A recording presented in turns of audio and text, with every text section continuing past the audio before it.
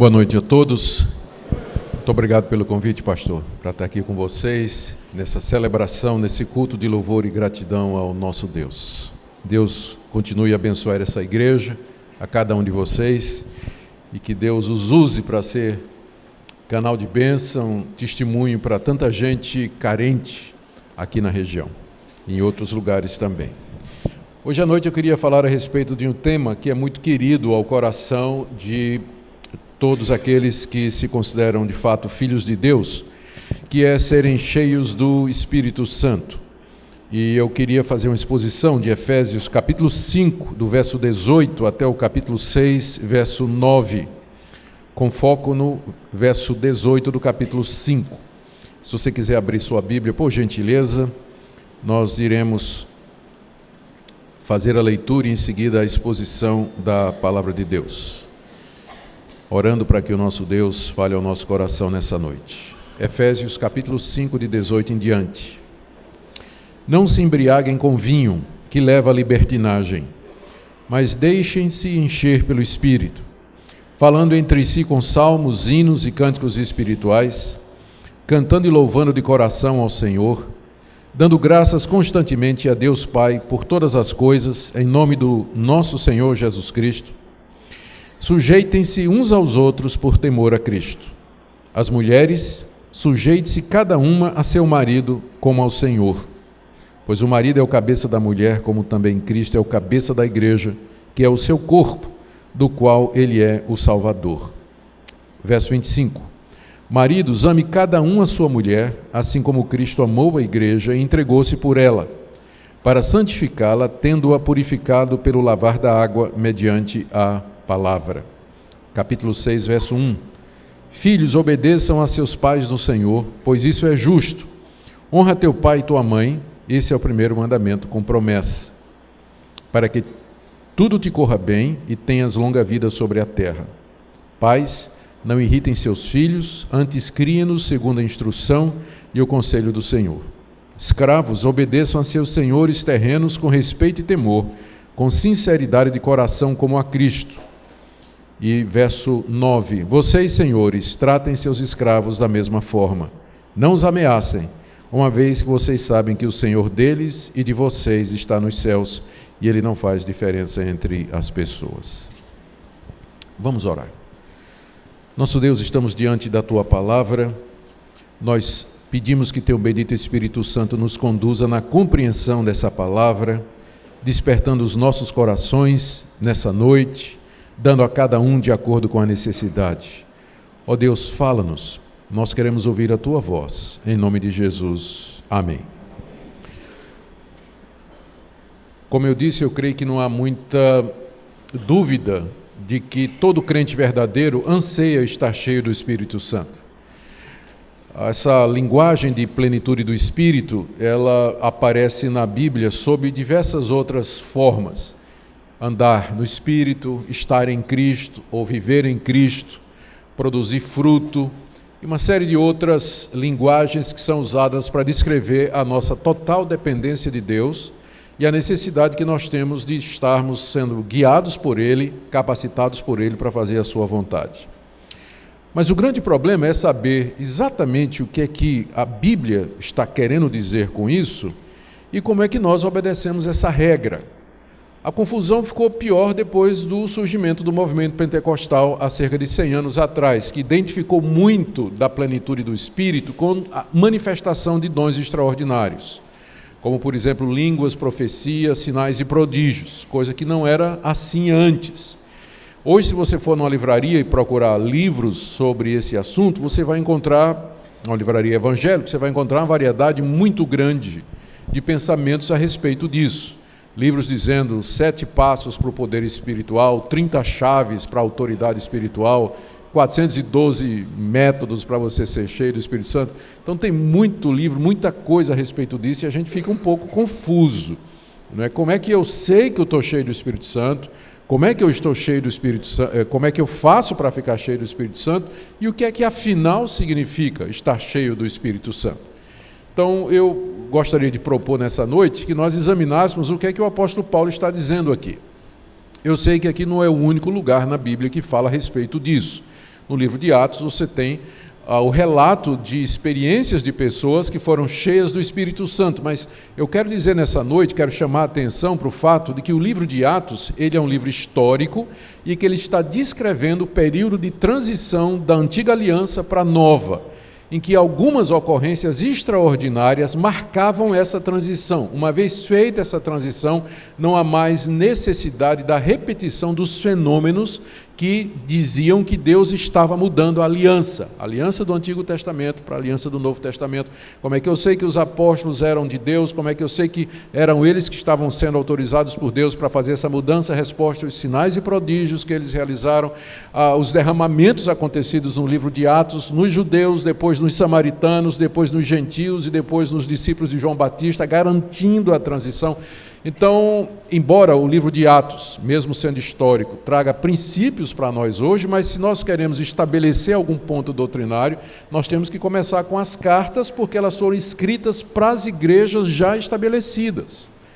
E é nelas que nós vamos encontrar a orientação primeira para nós estabelecermos ou esclarecermos algum ponto, especialmente uma questão tão complicada como essa, pelas razões que eu já disse, que é a questão da plenitude do Espírito Santo. Então, sem desprezar o relato do livro de Atos, nós queremos focar aqui no que Paulo está nos dizendo. Eu creio que nós podemos aprender bastante a respeito desse assunto aqui, dessa passagem que é tão conhecida. E nós vamos começar com algumas observações sobre, primeiro, o que é que significa ser cheio do Espírito Santo.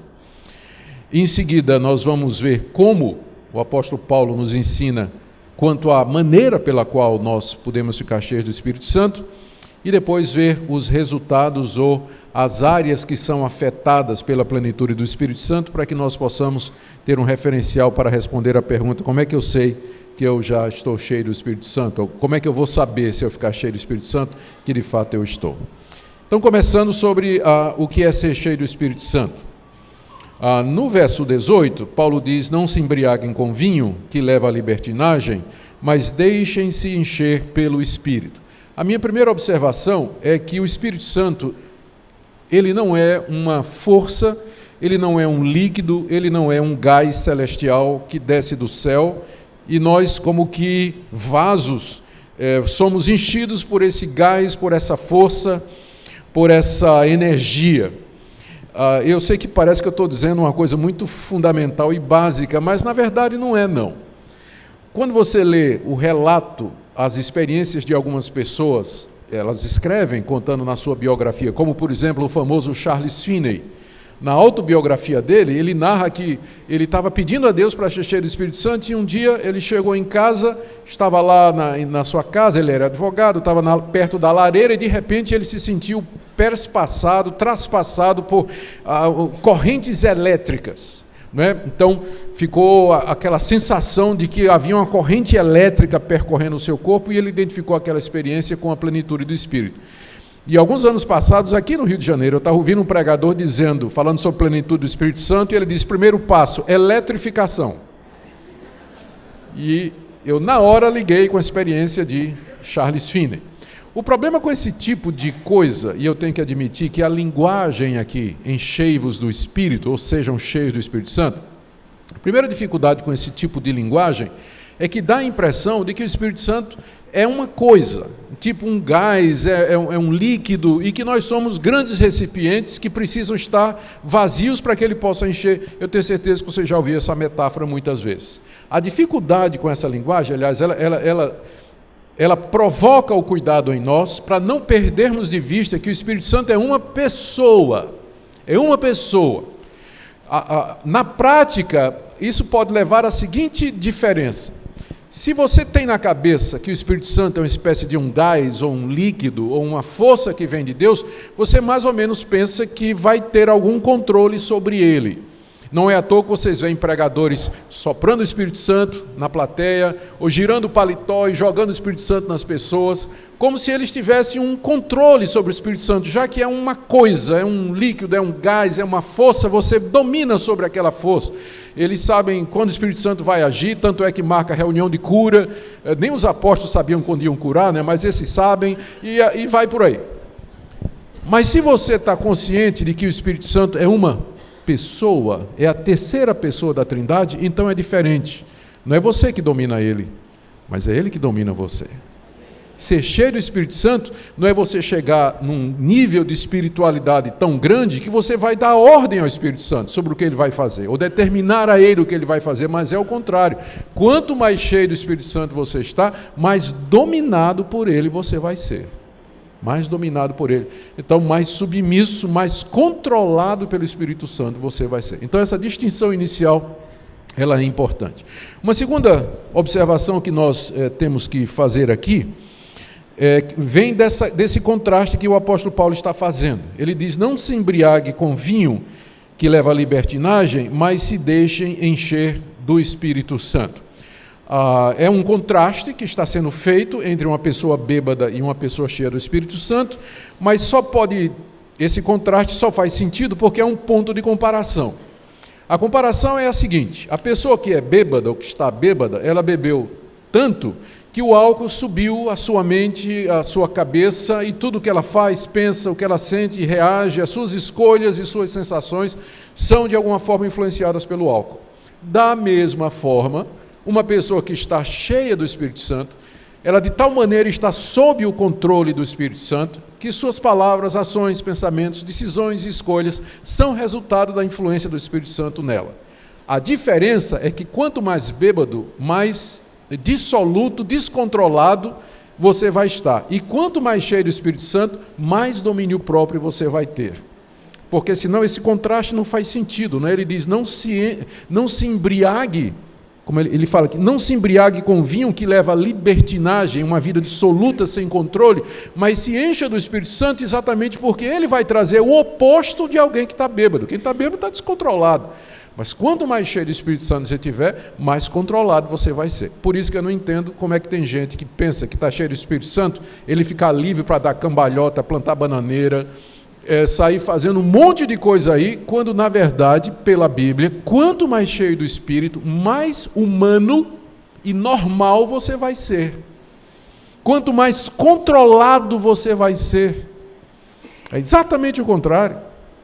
Porque tem gente que em nome do Espírito Santo enche a igreja de coisas absurdas que nos expõem ao ridículo do povo, que por eles tiram todos os outros evangélicos.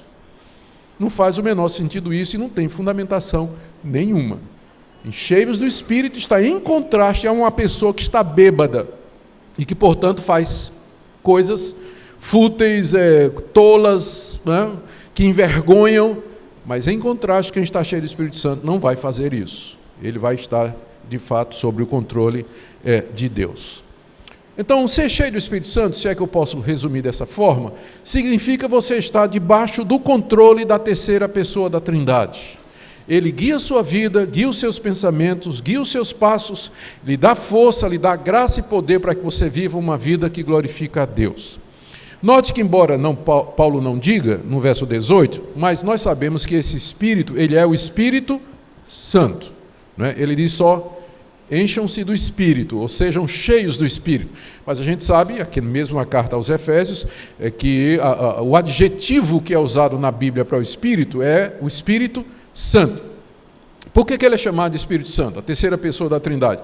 Em contraste ao espírito humano, que está marcado pelo pecado, e aos espíritos imundos, aqueles espíritos que são os demônios, Satanás e os seus anjos. Então, em contraste a estes espíritos, nós temos o Espírito de Deus, cuja melhor descrição é a sua santidade. Obviamente, se você está debaixo do controle do Espírito Santo, qual será o primeiro sinal de que você está cheio do Espírito Santo? Santidade.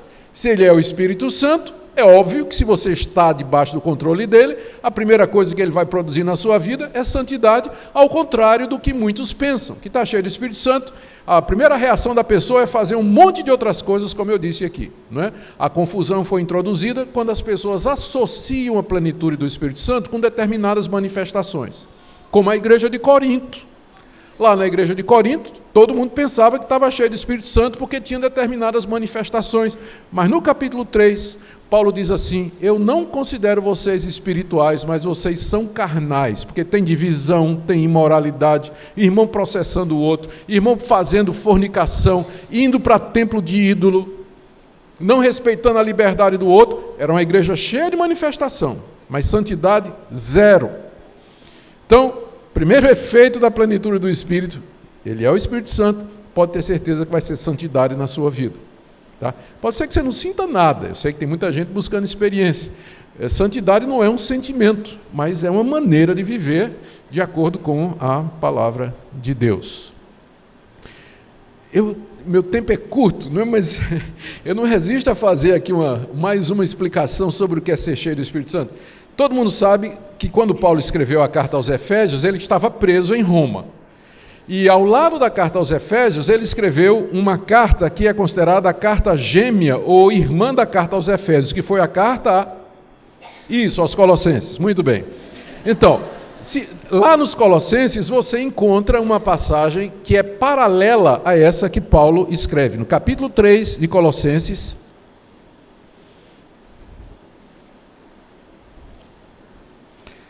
no verso 16... habite ricamente em vós a palavra de Cristo, ensinem e aconselhem-se uns aos outros com toda a sabedoria e cantem salmos, hinos e cânticos espirituais com gratidão a Deus em seu coração. Tudo o que fizerem, seja em palavra ou em ação, façam em nome do Senhor Jesus, dando por ele graças a Deus Pai. Mulheres, sujeites cada um a seu marido, marido ame cada um sua mulher, filho obedeça. Está vendo? É a mesma coisa que eu li lá em Efésios, embora um pouquinho resumido. É quase igual a passagem, mas ela tem uma diferença significativa. Lá onde Paulo diz em Efésios, enchei-vos do Espírito, ele aqui diz, habite ricamente em vós a palavra de Cristo. Ou seja, na cabeça de Paulo, ser cheio do Espírito Santo e ter a palavra de Cristo habitando ricamente em você é a mesma coisa. E isso estabelece uma conexão entre a plenitude do Espírito e a palavra de Cristo, a palavra de Deus. Você não pode separar as duas coisas. O Espírito Santo, quando ele nos enche, ele nos guia pela palavra. Quando ele nos santifica, é pela palavra. E a palavra age em nós pelo poder do Espírito Santo. Nós temos que ter as duas coisas. Se você quer só o Espírito e não quer a palavra, você vai cair no misticismo, você vai cair no fanatismo e numa religião de sentimentos e de experiências que não vai levar você a nada. Se você quer só a palavra e não quer o Espírito, você vai cair numa ortodoxia morta. Nós queremos as duas coisas. Nós queremos o Espírito e queremos a palavra. As duas coisas andam juntas. É esse equilíbrio que nos é oferecido aqui na palavra de Deus. Eu acho que já ficou claro, né? O que é que, de acordo com Paulo, é ser cheio do Espírito Santo, controlado pela terceira pessoa da Trindade, que vai produzir santidade em nós mediante a plenitude do seu Espírito, o fruto da santidade e do domínio próprio. Agora vamos chegar na segunda pergunta: como é que eu me encho desse Espírito, então? E algumas observações têm que ser feitas aqui de imediato. A primeira é que não é uma opção para nós ser cheio do Espírito Santo ou não ser cheio do Espírito Santo. O verbo aqui, deixem-se encher do Espírito, ele está no modo imperativo na língua grega, que é o modo da ordem, do comando e que espera uma resposta absoluta. Ou seja, é tão pecado não estar cheio do Espírito Santo, como é pecado você ficar cheio de vinho embriagado. Agora, eu já soube de caso de gente que foi disciplinada na igreja porque estava cheia de vinho, mas eu nunca soube de alguém que foi disciplinado porque não estava cheio do Espírito Santo, pastor. Mas está no mesmo versículo. É pecado tanto um quanto o outro. Não está no mesmo versículo? Não vos embriagueis com vinho. Se você se embriagar é pecado, não é? Vai ser disciplinado. Mas enchei-vos do Espírito. Se você não se encher do Espírito Santo, você também estará pecando. Ou seja, não tem uma opção do tipo assim, eu vou ver se eu vou ser cheio do Espírito Santo. Eu só quero ir para o céu. Só quero ser salvo, vou ficar mais ou menos por aqui, vivendo uma vidinha meio de crente, um pé no mundo, outro na igreja, curtindo minha vida, tal. Não, você não tem essa opção, né? Ou você vai se encher do Espírito Santo, desejar ser cheio do Espírito Santo, ou você estará levantando dúvidas sérias a respeito da genuinidade da sua conversão e da sua experiência com Deus. Não tem opção aqui, é um mandamento. E esse mandamento, ele está também num tempo verbal, na língua grega, o imperativo, que quer dizer que é alguma coisa que tem que acontecer constantemente.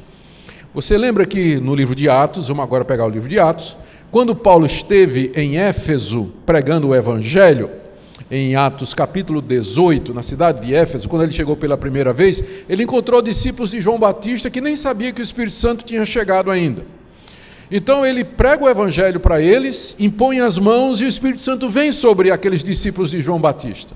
E começa um grande avivamento na cidade de Éfeso, a ponto de bruxos e feiticeiras se converterem, queimarem os livros em praça pública.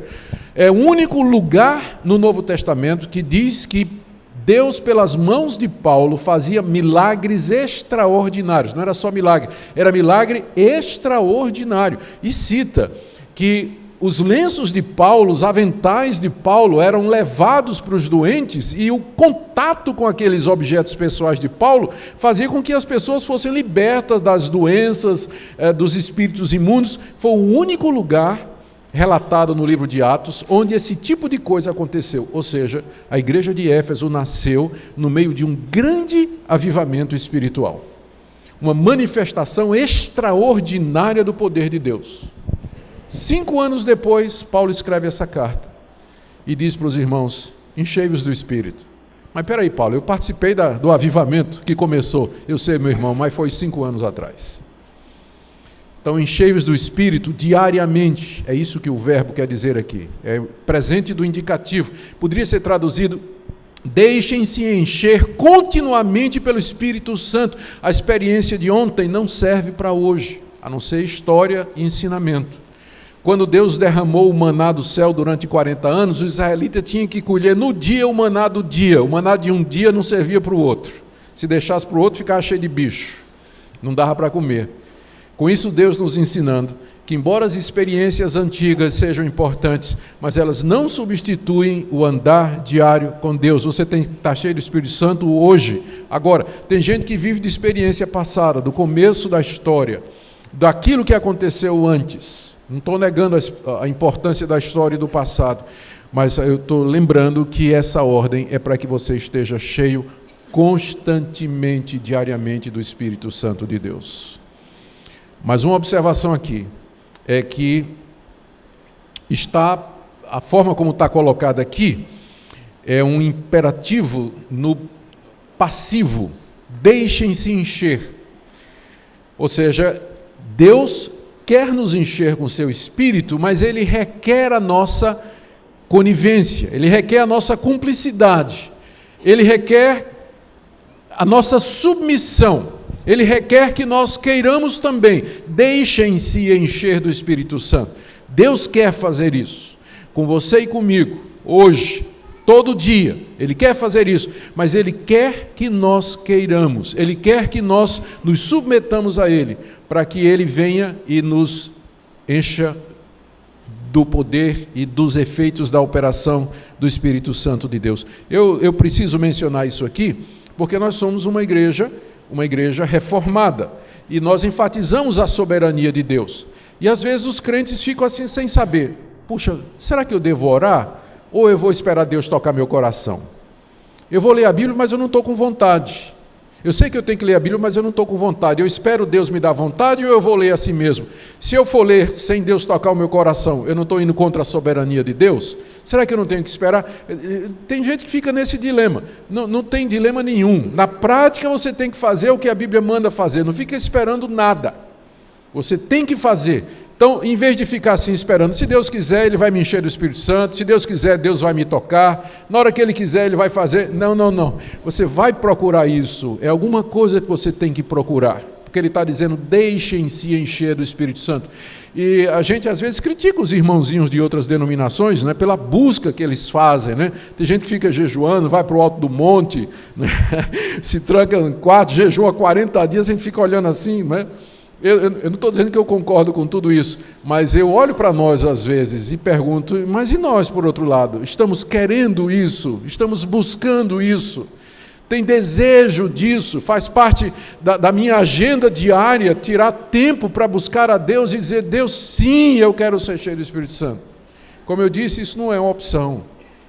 mas é uma ordem de Deus para nós. Deixem-se encher do Espírito Santo. Continuando. Então, sobre o como ser cheio do Espírito Santo. A próxima coisa que nós temos que mencionar é que você tem que resolver o problema do pecado antes de ser cheio do Espírito Santo, né? Porque é óbvio, você está anotando a sequência. Não se embriague com vinho, mas se deixe encher do Espírito Santo. Ou seja, antes de você ser cheio do Espírito Santo, você tem que primeiro parar de tomar cachaça, não é isso? Não está na sequência? Não é? Não é? Primeiro faça isso para depois acontecer isso. Se você recuar comigo aí, nos capítulos da carta aos Efésios, lá no capítulo 4, o apóstolo Paulo começa uma sessão em que ele está falando sobre a dinâmica da santificação. E ele compara o processo diário de santificação a uma troca de roupa. Veja só, capítulo 4, verso 22. Quanto à antiga maneira de viver, vocês foram ensinados a se despir do velho homem, que se corrompe por desejos enganosos, a serem renovados no modo de pensar e a revestir-se do novo homem, criado para ser semelhante a Deus em justiça e em santidade provenientes da verdade. Paulo está explicando como é que a santificação funciona e ele usa uma figura que todo mundo conhece. Quando a gente chega em casa, do trabalho, cansado, suado, a gente tira a roupa, se renova, toma um bom banho e aí põe uma roupa limpinha por cima, né? Por cima não, troca a roupa, né? Fica com a roupa fresquinha. Isso todo mundo faz, é claro, com exceção dos adolescentes. Mas tirando isso aí, é o que normalmente as pessoas fazem, não é? Você tira a roupa suja, toma um banho, põe a roupa fresquinha e aí Paulo usa isso aqui para dizer, diariamente você tem que se despir do velho homem, se renovar no seu entendimento e se vestir do novo homem. O velho homem é Adão, a nossa natureza adâmica, pecaminosa.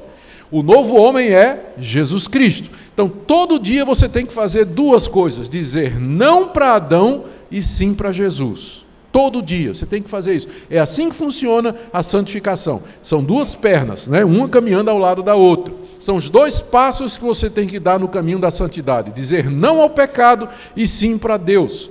E Paulo exemplifica, a partir do verso 25, o que ele está dizendo. Por exemplo, verso 25. Portanto, cada um de vós deve abandonar a mentira e falar a verdade ao seu próximo. Ou seja, abandonar a mentira é você se despir do velho homem. Falar a verdade é você se vestir do novo. Então não basta só você parar de ser mentiroso, você tem que aprender a dizer a verdade também. Continuando, no verso 28, o que furtava, não furte mais. Antes trabalhe fazendo algo de útil com as mãos, para que tenha o que repartir com alguém que estiver em necessidade. Ou seja, não basta o irmãozinho deixar de ser ladrão. Ele tem que trabalhar, ganhar o seu pão e com isso ajudar também outras pessoas. Estão vendo? São dois passos, né? Primeiro um, depois o outro. É assim que a vida cristã prossegue. Ou ainda no verso 29, nenhuma palavra suja, palavrão, palavra torpe, saia da boca de vocês, mas apenas a que for útil para edificar os outros. Ou seja, não basta a irmãzinha parar de falar coisa feia, contar piada imoral, dizer palavrão. Viu, irmãzinha? Não basta só você parar de fazer isso, mas você tem que aprender a dizer palavras que abençoam e edificam as outras pessoas. Porque veja só, se a gente esquece esse lado negativo de mortificar, nós ficamos só no positivo, a vida cristã fica muito superficial. Por outro lado, se eu focar somente na mortificação, ela vai virar quase que legalismo. Então você tem que ter as duas coisas, você tem que parar de mentir e dizer a verdade, você tem que parar de roubar e trabalhar, você tem que parar de dizer palavrão e dizer palavras que edificam. E vem a sequência, aqui não dá, o tempo não dá, mas se você continuar a ler, você vai ver que final do capítulo 4, início do capítulo 5, Paulo continua nisso. Não faça isso, mas faça isso. Não faça isso, mas faça isso. Até chegar no verso 18. Não fique embriagado, mas se encha do Espírito Santo. Então, entende o que eu quero dizer? Antes de você ficar cheio do Espírito Santo, você tem que primeiro resolver o problema da cachaça, né? Não dá para ser cheio de álcool e do Espírito Santo ao mesmo tempo. Troque o álcool por outra coisa: sexo, dinheiro, amargura, raiva. você mesmo, uma outra pessoa que é o seu ídolo. Você não pode ser cheio de duas coisas ao mesmo tempo. Você primeiro tem que resolver o problema do pecado antes de poder ser cheio do Espírito Santo. Eu estive na África do Sul durante algum tempo, na década de 80, visitando o avivamento entre os Zulus. E foi uma obra extraordinária que Deus fez na década de 60. Eu visitei já na década de 80, fazia 20 anos, ainda estava em andamento. E lá me contaram as histórias de conversões de muita gente, não é? Impressionante. E eu me lembro de uma história que foi contada pelo Erlo Stegen, que era o missionário luterano, que Deus usou para começar a obra lá. Ele dizendo de uma senhora da tribo que se converteu. Só que essa senhora era conhecida pelo fato de que ela nunca tinha tomado um banho na vida dela. Ela fedia tanto que, se ela chegasse ali, todo mundo já detectava, mesmo que tivesse de costas, todo mundo já detectava que ela tinha chegado por causa do mau cheiro. O mau cheiro dela era conhecido. E ela se converteu e queria participar de todas as reuniões de senhoras, né, do movimento. E era um problema, né, porque ela era assídua, né? Não faltava um. E aquilo era uma confusão, ninguém sabia o que fazer. Finalmente eles armaram uma estratégia. Descobriram qual era o dia do aniversário dela, pegaram uma roupinha nova, um vestidinho novo, fizeram uma festinha surpresa para ela e disseram: olha, querida, a gente quer que na próxima reunião você venha com um vestidinho novo, não é? E não deu outra. Na próxima reunião ela veio com o vestido novo, só que ela botou o vestido novo por cima do velho. O cheiro era o mesmo. O que eu quero dizer é o seguinte: Deus, né, Ele está cheirando você. Não adianta você colocar a aparência sem que você antes não tenha se livrado do velho homem, mortificado o seu pecado, se livrado do seu compromisso pecaminoso, dos hábitos pecaminosos, de relações ilícitas à luz da palavra de Deus, e querer ser um crente piedoso. Não dá, isso chama-se hipocrisia. Não tem como fazer isso, porque Deus sente o teu cheiro de longe. Ele sabe que é falso. Ele sabe o que está por baixo. Então, primeira coisa, nós temos que resolver o problema do pecado, se a gente quiser ser cheio do Espírito Santo.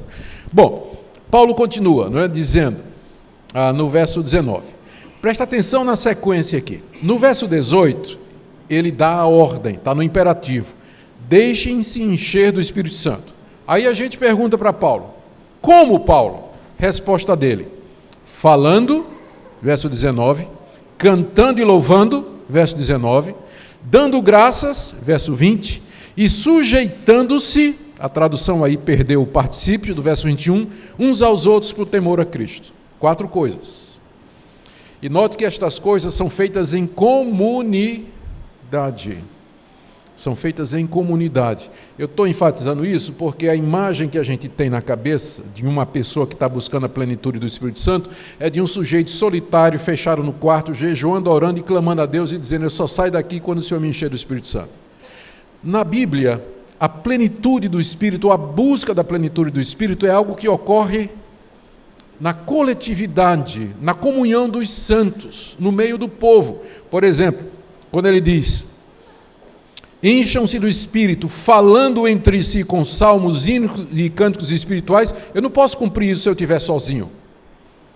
Falando entre si significa que está eu e outra pessoa, no mínimo, e que eu estou conversando com essa pessoa e que a nossa conversa inclui as coisas de Deus. É isso que significa falando com salmos, hinos e cânticos espirituais. Depois ele diz: cantando e louvando de coração ao Senhor, dando graças constantemente a Deus Pai e se sujeitando uns aos outros no temor de Cristo. São 4 exercícios espirituais extraordinários: falar as coisas de Deus, louvar a Deus de coração em cânticos espirituais, dar graças a Deus em tudo e nos sujeitar mutuamente uns aos outros. Quando nós fazemos isso, como igreja, o Espírito Santo enche a igreja. O Espírito Santo vem estar no nosso meio, ele nos toma, ele transforma a nossa vida. Se nós queremos resolver o problema do pecado, se nós estamos dispostos entre nós a conversar as coisas de Deus, louvar a Deus da maneira adequada, viver uma vida de gratidão e nos sujeitar uns aos outros, então é dessa forma que nós somos cheios do Espírito Santo. Ou seja, não é uma coisa para superpastores, para homens extraordinários, mulheres extraordinárias. Isso aqui é para crentes ordinários e comuns, como eu e como você, para o dia a dia. Isso é algo para ser feito constantemente. Deus quer que todos nós, isso inclui você, seja cheio do Espírito Santo. Agora eu tenho uma notícia muito boa, pastor, para as mulheres da igreja. Você está vendo aí o verso 22? Mulheres, sujeite-se cada um a seu marido. Está vendo? Eu sei que você não gosta desse versículo, mas eu tenho uma notícia boa para você. No original grego, não tem a frase sujeite-se. Não tem. Está vendo? Não, pastor? Não tem. Eu sou professor de grego há mais de 20 anos, tá certo? Quase 30. E eu lhe garanto que no original não tem essa expressão sujeite-se. Agora segure, porque ficou pior, na verdade. Tá? Eu vou explicar por quê. A Sociedade Bíblica do Brasil, na versão Almeida, e a que publica a NVI, que eu estou usando aqui, colocou um subtítulo em negrito, separando o verso 21 do verso 22. Você está vendo aí na sua Bíblia? Está separado o verso 21 do verso 22. Eu sei que a intenção é boa, mas o que acontece é que, às vezes, quando esses tradutores fazem isso, eles quebram a sequência do texto. E o crente pensa que Paulo começou a falar agora dos deveres cristãos a partir do verso 22 e esqueceu já, deixou para trás o assunto de plenitude do Espírito. Mas não é nada disso, ele está continuando o assunto. O que aconteceu? O verso 21 diz: se sujeitem uns aos outros por temor a Cristo. E o 22, mulheres a seu marido. Ou seja, o verso 22 é um detalhamento do verso 21. Só que o subtítulo aí quebra a sequência, por isso que eles tiveram que repetir o verbo em português. No original não tem, mas não precisa, porque está na sequência. Está na sequência, o que mostra que tem uma ligação entre a ordem do verso 18, enchei-vos do Espírito, e o meu relacionamento matrimonial, a maneira como eu crio os meus filhos e como eu me comporto no meu trabalho. Por isso que eu li até o capítulo 6, verso 9, porque está tudo ligado. Tudo ligado. Paulo não está começando um assunto novo, ele está desenvolvendo o que ele disse no verso 21. Vocês têm que viver sujeitos uns aos outros para ser cheios do Espírito Santo. Aí vem a pergunta: Paulo, o que significa eu me sujeitar uns aos outros? Você é casada? Sou. Então, você tem que estar sujeita ao seu marido. E você é casado? Sou sim. Então você tem que amar sua mulher. Sabe como é que os maridos cumprem o mandamento de sujeitar-se uns aos outros? Amando a sua esposa. Se você amar a sua esposa, você está, num certo sentido, cumprindo esse mandamento. E como é que eu, que sou pai, cumpro isso? Você cumpre isso criando os seus filhos na disciplina e na admoestação do Senhor. E eu, jovem, como é que eu cumpro isso? Obedeça a seu pai. Mas no meu trabalho, você é empregado? Sou. Então trabalhe como se estivesse trabalhando para Deus. Você é patrão? Sou. Então cuide dos seus empregados, trate com decência, com honestidade, com integridade. E aí você vê a resposta à pergunta: como é que eu sei que eu estou cheio do Espírito Santo? Eu não quero saber quantas visões você teve, se você viu o anjo, ressuscitou morto. Eu quero saber se você ama sua esposa. Pronto. Só isso. Eu não quero saber, minha irmã, se você profetiza. Eu quero saber como é que você trata seu marido. Jovem, você pode ser... pode fazer coisas extraordinárias na igreja, mas eu quero saber como é o seu relacionamento com os seus pais. E eu quero saber como é que vocês cuidam dos seus filhos. Isso vai revelar, de fato, se o Espírito Santo está agindo, trabalhando e mudando sua vida. Agora vocês estão entendendo por quê, apesar de muita gente estar falando que tem um avivamento no Brasil, um derramar do Espírito Santo, nós somos 1/3 da população brasileira e parece que não faz diferença nenhuma nesse país. É que o pessoal confunde avivamento com louvorzão, movimento tal, manifestação extraordinária e tudo mais, quando na verdade avivamento é isso aqui. É isso aqui que é avivamento. Quando o Espírito de Deus nos controla, E Ele vai mudar a minha vida através da comunhão uns com os outros, dessas práticas recíprocas que Paulo ensina aqui, o abandono do pecado, e Ele então vai tomar controle da minha vida e vai afetar meu casamento, minha família, meu trabalho, como eu me comporto na sociedade. Amém? Eu quero terminar então, queridos irmãos, dizendo aquilo que eu já afirmei. É isso que Deus nos oferece.